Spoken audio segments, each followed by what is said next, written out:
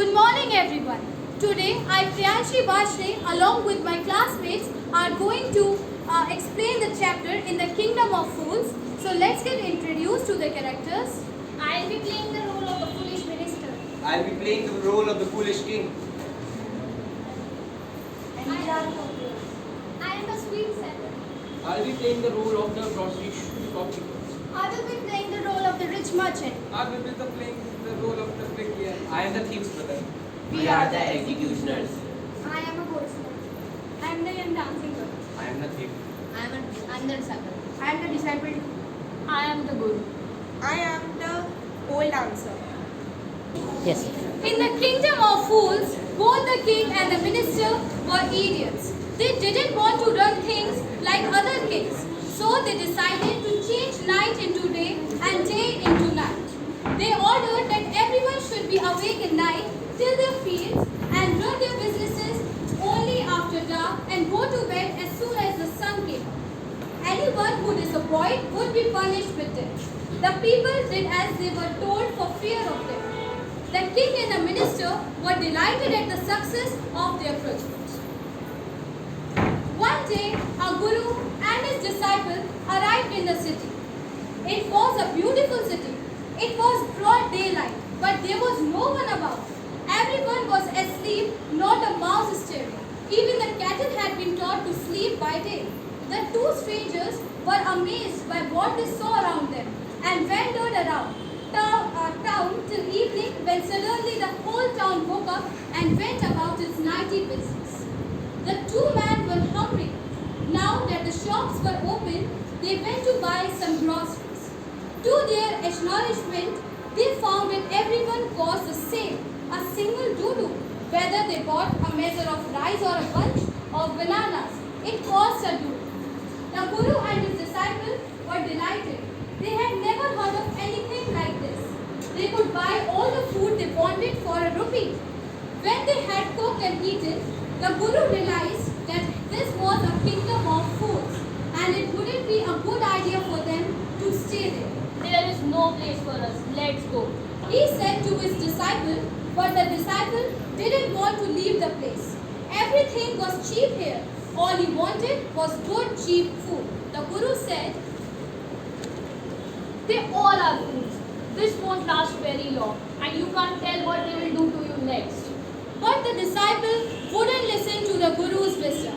He wanted to stay. The guru finally gave up and said, Do whatever you want. I am going. and left. The disciple stayed on, ate his fill every day, bananas and ghee and rice and wheat, and grew fat like a street side scarecrow. One bright day, a thief broke into a rich merchant's house. He made a hole in the wall and sneaked in, and he was carrying out his loot. The wall of the house collapsed on his head and killed him on the spot. His brother ran to the king and complained. Your Highness, when my brother was pursuing his Asian trade, a wall fell on him and killed him. This merchant is to blame. This merchant is to blame. He should have built a strong wall. You must punish the wrongdoer and compensate the family for this injustice. Justice will be done. Don't worry. And at one summon, the owner of the house. When the merchant arrived, the king questioned him. What's your name? Such and such, your highness. Were you at home when the dead man burgled your house? Yes, my lord. He broke in, and the wall was weak. It fell on him. The accused pleads guilty. Your wall killed this man's brother. You have murdered a man. We'll have to punish you. Lord, I didn't put up the wall. It's really the fault of the man who built it. He didn't build it right. You should punish him. Who is that? My lord, this wall was built in my father's time. I know the man. He's old now. He lives nearby. The king sent out messengers to bring in the bricklayer who had built the wall. They brought him, tied hand and foot. You there. Did you build this man's wall in this father's time? Yes, my lord, I did it. What kind of a wall is that you built? It has fallen on a poor man and killed him. You have murdered him. We have to punish you. Before the king could order the execution, the poor bricklayer pleaded. Please listen to me before you give your orders. It's true, I built this wall, and it was no good. But that was because my mind was not.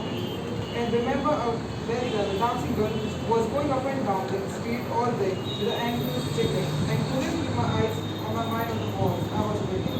You must get the dancing girl. I know where she lives. You are right. The case deepens. We must look into it.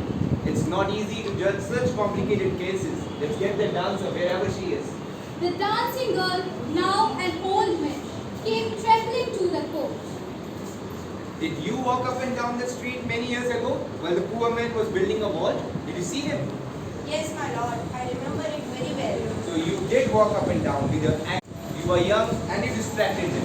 So he built a bad wall. He just fallen on a poor burglar and killed him. You have killed an innocent man. You have to be punished.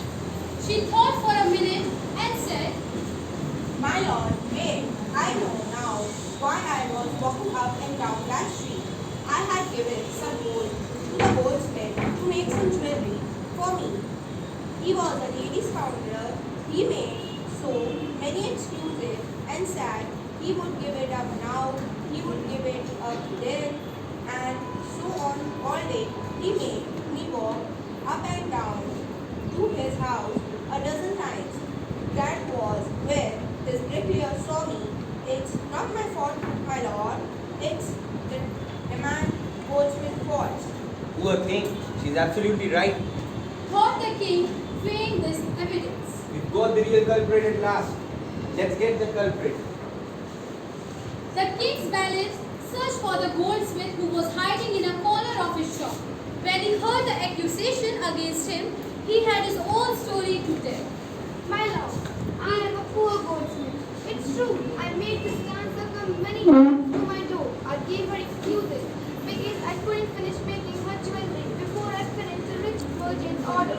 They had a wedding coming and they wouldn't wait. You know how impatient rich men are. Who is this rich merchant who kept you finishing from this poor man's jewelry?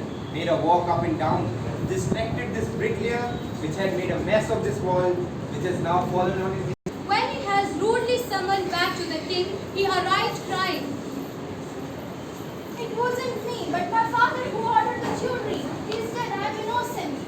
But the king consulted his minister and ruled decisively.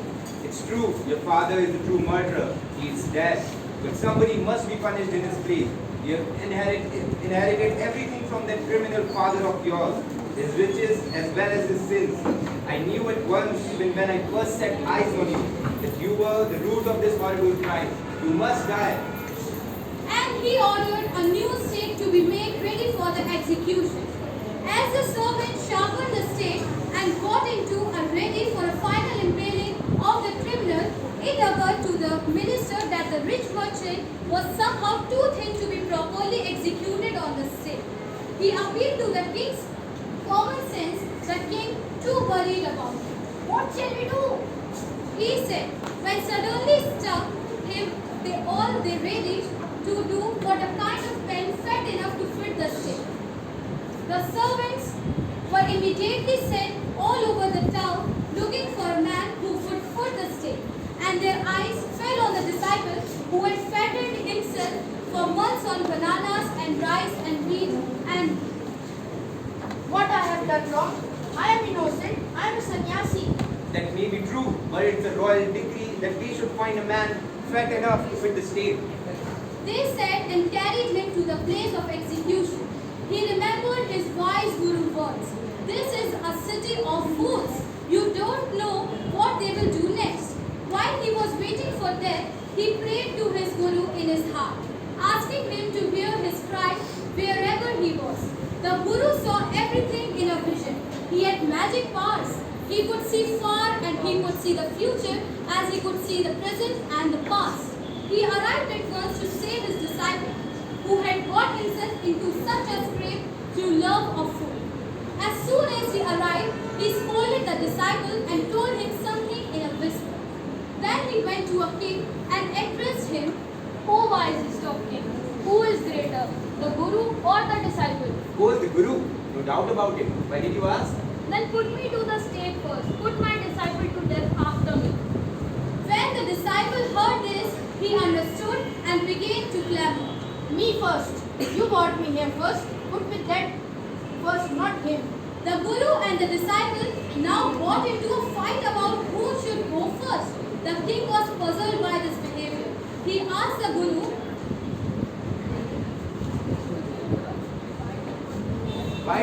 die. We choose him because we needed a fat man for the stake. You shouldn't ask me such questions. Put me to death first, replied the Guru. Why? There's a mystery here. As a wise man, you must make me understand.